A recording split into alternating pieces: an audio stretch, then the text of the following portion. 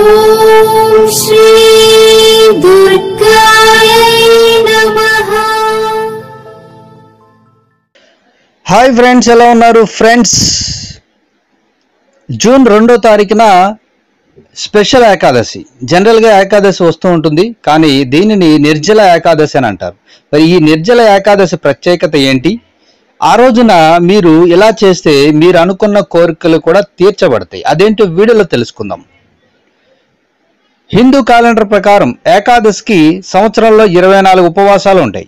వీటిలో జ్యేష్ఠ మాసానికి చెందిన శుక్లపక్షానికి చెందిన ఏకాదశిని నిర్జల ఏకాదశికి ఉపవాసంగా భావిస్తూ ఉంటారు.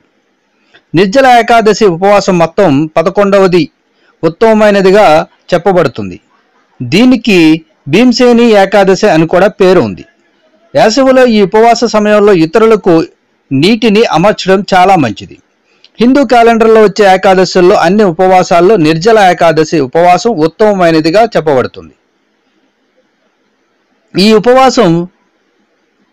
ఈ ఏకాదశి పూర్తి భిన్నంగా చెప్పబడుతుంది. ఈ ఉపవాసం నిర్జలంగా ఉంచబడుతుంది. దీనివల్ల ఇది చాలా కష్టం.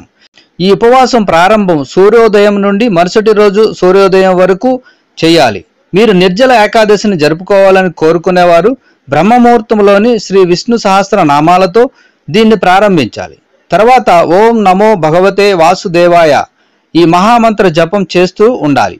అంటే ఈ ఏకాదశి రోజున నీరు తీసుకోకుండా 24 గంటలకు మించి ఉండాలి. ఇలా చేయడం చాలా కష్టం. అయినా కూడా ఈ ఏకాదశి నాడు ఉపవాసం ఉండటం చాలా ఉత్తమం.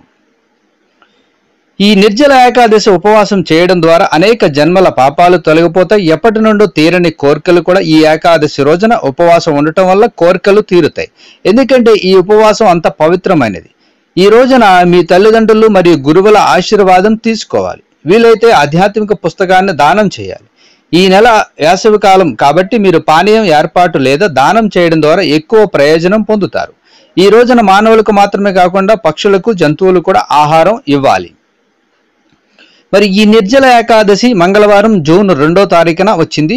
ఈ ఏకాదశి తిథి ప్రారంభం జూన్ 1 సోమవారం మధ్యాహ్నం 2:57 మొదలై జూన్ 2వ తారీఖు మంగళవారం 12:04 ముగుస్తుంది.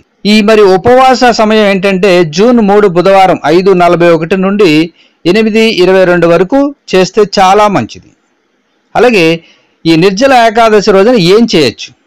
విష్ణువును ఆరాధించాలి. ఏ సందర్భంలోనైనా పాపాత్మకమైన పనిని నివారించుకోవాలి, అనగా పాపం చెయ్యకూడదు. తల్లిదండ్రులు మరియు గురువుల పాదాలను తాకాలి, ఆశీర్వాదం తీసుకోవాలి. శ్రీ విష్ణు సహస్రనామం చదవాలి. శ్రీరామ రక్ష స్తోత్రం చదవాలి.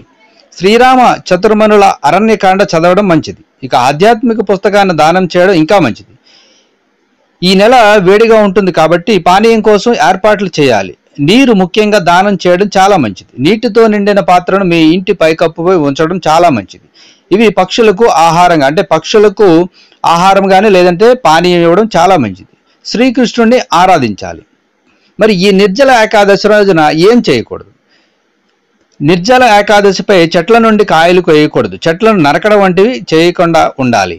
ఎందుకంటే ఈ రోజున చెట్టు కొమ్మను విడగొట్టడం విష్ణు కోపం తెప్పిస్తుంది. ఈ రోజు సూర్యోదయానికి ముందు స్నానం చేయడం తప్పనిసరి.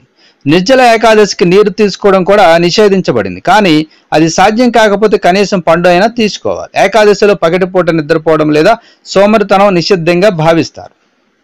ఈ నిర్జల ఏకాదశిలో ఆహారం నిషేధించబడింది. మీరు నీరసంగా ఉంటే లేదా నిర్జల ఏకాదశిని మరి ఇతర కారణాల వల్ల ఉపవాసం చేయలేకపోతే మీరు ఒక్కసారి మాత్రమే తినాలి. సాయంత్రం భోజనం చేయడం మంచిది. ఏకాదశిలో రాత్రి నేలపై పడుకోవడానికి ఇది అనుమతించబడదు. ఈ రోజు మీరు ఉపవాసం ఉండకపోతే అన్నం అసలు తినకండి. ఇక నిర్జల ఏకాదశి రోజున సాయంత్రం ఉపవాసం ముగించడానికి ముందు మొదట విష్ణువుకు నైవేద్యం అర్పించిన తులసి ఆకును తీసుకోవడం చాలా మంచిది. మరి దీనికి భీమ ఏకాదశి అని ఎలా పేరు వచ్చిందంటే హిందూ పురాణాల ప్రకారం భీముడు మినహా మిగతా పాండవులు సంవత్సరంలో వచ్చే అన్ని ఏకాదశులను ఆచరిస్తూ ఉండేవారు. భీముడు ఆహారం లేకుండా జీవించలేడు.